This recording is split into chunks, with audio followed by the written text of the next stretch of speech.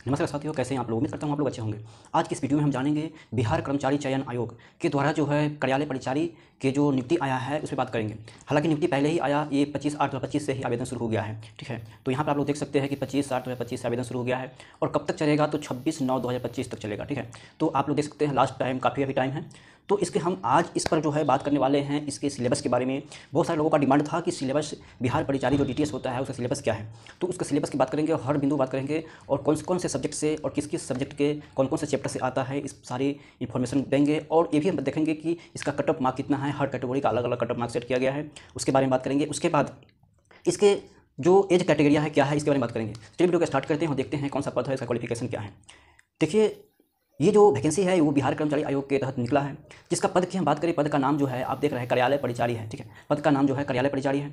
और इसको हम आगे थोड़ा सा जान लेते हैं इसके बारे में। ये सामान्य प्रशासन विभाग बिहार सरकार के द्वारा आया है, जो विभिन्न कार्यालयों में कार्यालय परिचारी पदों के रिक्त कोटिवार संबंधी अधिसूचनाएं आयोग कार्यालय को प्राप्त हुई है। अधिसूचनानुसार कार्यालय के परिचारी हेतु सुयोग्य भारतीय नागरिक को ऑनलाइन आवेदन प्रतियोगिता परीक्षा माध्यम से नियुक्ति के लिए आमंत्रित किए जाते हैं। देखिए, अगर हम इसमें वेतन मान की हम बात करें तो लेवल 1 का वेतन है। ठीक है, लेवल 1 का वेतन है। इसमें न्यूनतम शैक्षणिक योग्यता की हम बात करें तो मैट्रिक है। ठीक है, मैट्रिक कोई पास होगा तो वो इस फॉर्म को डाल सकता है, सिर्फ मैट्रिक पास होना चाहिए इस फॉर्म को डालने के लिए। ठीक है, आगे हम देख लेते हैं इसके कुछ और बिंदु के बारे में जो बहुत ही इंपॉर्टेंट है जानने के लिए हम लोगों को। ये आगे देख लेते हैं कि क्या कुछ इसमें दिया गया है। अलग अलग पोस्ट के लिए अलग अलग जो है सबका वैकेंसी दिया गया है, ये सब देख सकते हैं, सबका अलग अलग वैकेंसी का लिस्ट है। हम यहाँ पे देख लेते हैं कि यहाँ देखिए नोट 1 में कुछ लिखा गया यहाँ पे। ठीक है, नोट 1 में यहाँ पे कुछ लिखा गया है, क्या है हम देख लेते हैं। कार्यालय परिचारी पद हेतु कुल 3727 पद के लिए विज्ञापन प्रकाशित है, जिसमें 35% क्षैतिज आरक्षण जो है तहत महिलाओं हेतु कुल 1216 पद जो है सम्मिलित है। महिलाओं को कुल 1216 पद सम्मिलित है, 35% आरक्षण इसमें मिलेगा। नोट 2 में आप देख सकते हैं, नोट 2 में क्या लिखा है कि राज्य के मूल निवासी बेंचमार्क दिव्यांग मात्र को ही क्षैतिज आरक्षण मान्य है, यानी राज्य के जो भी मूल निवासी होगा उन्हीं को जो है इसका लाभ मिलेगा। आगे हम बात कर लेते हैं पॉइंट 3 के बारे में। पॉइंट 3 के बारे में बात कर लेते हैं। राज्य के मूल निवासी महिला अभ्यर्थी को ही 35% क्षैतिज आरक्षण का अनुमान मिलेगा। ठीक है, 35% मिलेगा, महिला को आरक्षण मिलेगा। ठीक है, यहाँ देख सकते हैं 35% मिलेगा। ठीक है, उसके बाद आगे हम बात कर लेते हैं शैक्षणिक योग्यता के बारे में। आप देख सकते हैं यहाँ पर कुछ शैक्षणिक योग्यता दिख रहा होगा। यहाँ देखिए, यहाँ पर शैक्षणिक योग्यता है। ठीक है, इसमें क्या शैक्षणिक योग्यता रह सकता है इसके बारे में हम बात करेंगे। तो देखिए, शैक्षणिक योग्यता की हम बात करें तो इसमें सबसे पहले आप देख सकते हैं ऑनलाइन आवेदन समर्पित करने की अंतिम तिथि तक अभ्यर्थियों को मान्यता प्राप्त बोर्ड संस्था से मैट्रिक अथवा किसी अन्य प्राप्त समकक्ष परीक्षा उत्तीर्ण होना अनिवार्य है। ठीक है, समझ गए। अब उम्र सीमा की हम बात करेंगे तो उम्र सीमा क्या दिया गया है। उम्र सीमा में देख सकते हैं कि अभ्यर्थी के उम्र सीमा की गणना 1/8/2025 के आधार पर की जाएगी। 1/8/25 के आधार पर की जाएगी। ठीक है, आप उसके कार्मिक एवं प्रशासनिक सुधार विभाग में वर्तमान में सामान्य प्रशासन विभाग को संकल्प संख्या 294 दिनांक 7/1/2016 के अनुसार उम्र सीमा का निरूपण निर्धारित की जाएगी। ठीक है, जो 1/7/2016 को जो आया था उसके अनुसार ही सीमा का निरूपण की जाएगी। अब न्यूनतम उम्र की हम बात करें तो इसमें न्यूनतम उम्र जो है 18 वर्ष है सभी कोटियों के लिए। सभी कोटि के लिए जो है न्यूनतम उम्र जो है इसमें 18 वर्ष की रखा गया है। आगे हम बात करें अधिकतम उम्र सीमा की हम बात करें तो इसमें देखिए अनरक्षित के लिए यानी युवा पुरुष के लिए 37 वर्ष है। ठीक है, पिछड़ा के लिए 40 वर्ष है, अनरक्षित महिला के लिए 40 वर्ष है, अनुसूचित जाति एवं अनुसूचित जनजाति महिला के लिए 42 वर्ष है और सभी कोटि के दिव्यांग अभ्यर्थियों के लिए उपयुक्त जितना भी कोटिवार अधिकतम उम्र सीमा के अतिरिक्त 10 वर्ष की छूट मिलेगी। इन सब में जो है इन सब से जो है जितना भी होगा उससे 10 वर्ष इसको बढ़ाकर मिला जाएगा। ठीक है, तो हम आगे बात कर लेते हैं। देखिए, सिलेबस की हम बात करें तो यहाँ आप लोग देख सकते हैं, यहाँ पर सामान्य अंक गणित लिखा हुआ है। ठीक है, यहाँ पर आप लोग देख सकते हैं सामान्य अंक गणित लिखा हुआ है। यहाँ पे सामान्य अंक गणित लिखा हुआ है जो 30 मार्क का है, 30 नंबर का पूछा जाएगा। ठीक है, सामान्य ज्ञान जो पूछा जाएगा वो पूछा जाएगा 40 नंबर का सामान्य ज्ञान। अब आगे देख लेते हैं आगे क्या है। ठीक है, आगे देखिए इसमें जो है सामान्य हिंदी की हम बात करें, सामान्य हिंदी भी 30 नंबर का होगा। ठीक है, तो इसमें हम कितना हो गया 30 30 60 और 40 हो गया 100 नंबर का क्वेश्चन इसे पूछा जाए। हम देख लेते हैं कि गणित में कौन कौन से चैप्टर से क्वेश्चन पूछे जाएंगे।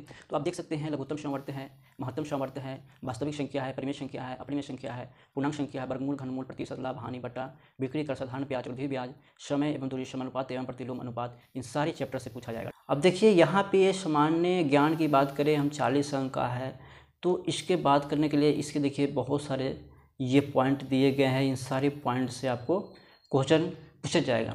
जो सामान्य ज्ञान की बात होगा तो उसमें सभी जितने भी सब्जेक्ट है उस सभी से पूछा जाएगा।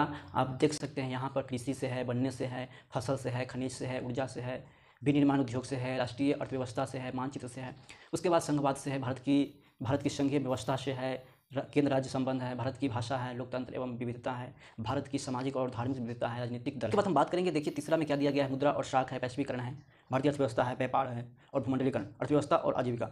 ठीक है, अब आगे हम बात करते हैं भारत का इतिहास है, संस्कृत से है, भूगोल, स्वतंत्रता आंदोलन, पंचायती राज और राष्ट्रीय आंदोलन में बिहार का योगदान, भारत में राष्ट्रवाद, समाजवाद एवं साम्यवाद, इन सारी चीज़ों से क्वेश्चन पूछा जाएगा। और आगे हम देख लेते हैं, देखिए इसमें आगे विज्ञान से भी क्वेश्चन पूछा जाएगा। अब प्रकाश के परिवर्तन देखिए, इसमें क्या दिया है, प्रकाश का परिवर्तन था प्रवर्तन मानव नेता रंग बिरंगा संसार, विद्युत धारा के चुंबकीय प्रभाव, ठीक है, प्रभाव, ऊर्जा स्रोत, रासायनिक अभिक्रियाएं एवं समीकरण, अम्ल, क्षार एवं लवण, धातु एवं अधातु, कार्बन एवं उनके यौगिक तत्वों का आवर्त, जैविक क्रम प्रक्रम, जैव प्रजनन, आनुवंशिकता एवं जैव विकास, हमारा पर्यावरण, प्राकृतिक संसाधनों का प्रबंधन, इन सारी चीज़ों से क्वेश्चन आपका पूछा जाएगा। सामान्य हिंदी की हम बात कर ले साथियों, तो सामान्य हिंदी की हम बात करें तो देखिए सामान्य हिंदी जो है 30 नंबर का पूछा जा रहा है।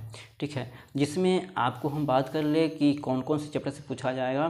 तो चैप्टर की है संज्ञा है, सर्वनाम है, लिंग है, विशेषण है, प्रविशेषण है, परिवाची शब्द है, कारक है, मुहावरा है, काल है, संधि है, विलोम शब्द है, समास है, लोकोक्ति है, अनेक शब्दों के लिए एक शब्द, शब्द शुद्धि है, वाक्य शुद्धि है, तत्सम है, तद्भव है, तद्भव शब्द है, उपसर्ग, मुहावरा, प्रत्यय और उपसर्ग, इन सारे चैप्टर से क्वेश्चन पूछा जाएगा आपको 30 नंबर का। ठीक है, और हम आगे बात कर लेते हैं, इसमें कुछ और बात कर लेते हैं। 10वीं कक्षा की पाठ्यपुस्तक के गद्य एवं काव्य खंड के अंश, रचनाकार पर आधारित प्रश्न, इन 10वीं कक्षा के पुस्तक से भी हिंदी के अंदर क्वेश्चन आएंगे।